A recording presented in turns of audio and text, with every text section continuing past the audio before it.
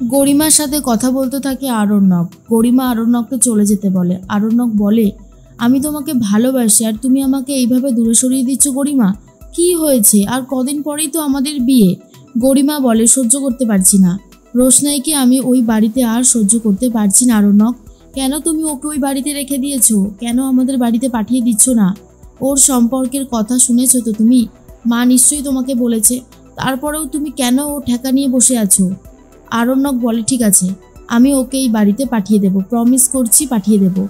রোশনাইকে এই বাড়িতে পাঠিয়ে দেবে শুনে গরিমা খুশি হয়, আরণ্যককে জড়িয়ে ধরে। কিন্তু আরণ্যকের মনের মধ্যে একটাই প্রশ্ন, যদি রোশনাই সত্যি ভালোবেসে থাকে রাজীব বলে ছেলেটাকে, তাহলে আমাকে কেন এর মধ্যে ভাসালো?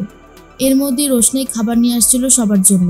তখনই আরণ্যকের সাথে রোশনাইয়ের দেখা হতেই আরণ্যক রোশনাইকে ভুলভালভাবে অপমান করতে শুরু করে আর বলে, আমি তোমার মুখ দেখতে চাই না, আর তুমি বারবার কেন আমার সামনে চলে আসো বলো তো? এ সমস্ত কথা শুনে রোশনাই পুরোই চমকে যায় আর বুঝতে পারে না কি বলছে, কেন বলছে এগুলো, আমি কি অন্যায় করলাম? গরিমা সুরঙ্গমার কথাগুলোকেই সাজিয়ে গুছিয়ে বলে দিয়েছিল আরণ্যককে। রোশনাইয়ের ব্যাপারে মিথ্যে কথা বলতে চায়নি গরিমা, কিন্তু সুরঙ্গমা জোর করেই বলেছে। আর গরিমা তখন বলে, না মা, রোশনাইয়ের সম্পর্কে মিথ্যেগুলো বলে আমি মনে হয় ভালো কাজ করিনি গো। সুরঙ্গমা বলে, তুমি ওদেরকে চেনো না, ওদের মতন মেয়েরা সুযোগ খোঁজে শুধু। তুমি বলো না, ওর যদি আশ্রয় নেওয়ারই থাকতো তো আমাদের বাড়িতেও নিতে পারতো। ও ওই বাড়িতে কেন পড়ে আছে? তাই বলছি যত তাড়াতাড়ি সম্ভব ওকে এই বাড়িতে নিয়ে এসো। এদিকে রোশনাই বলে, স্যার যে আপনি শুধু শুধু আমাকে অপমান করছেন। আরণ্যক বলে, বেশ করেছি, যাও এখান থেকে যাও তো। রোশনাই বলে, খাবারটা দিয়ে চলে যাচ্ছি।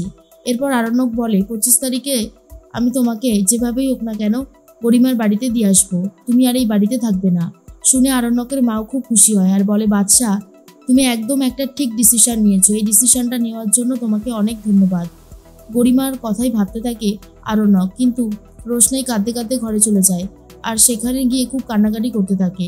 আরণ্যক মনে মনে ভাবে, আমি ওকে অপমান করে মোটেও ঠিক কাজ করলাম না। আচ্ছা, রাজীবের সাথে তো ওর সম্পর্ক থাকতেই পারে, এটা তো কমন ব্যাপার, তাহলে আমার এত রাগ হচ্ছে কেন রাজীবের উপর? রোশনাইয়ের উপরই বা কেন আমার এত অধিকারবোধ জন্মে যাচ্ছে? আমি বুঝতে পারছি না, আমি তো গরিমাকে ভালোবাসি, তাহলে রোশনাই অন্য কাউকে ভালোবাসে? কথাটা শোনার পর আমার কেন এতটা কষ্ট হচ্ছে?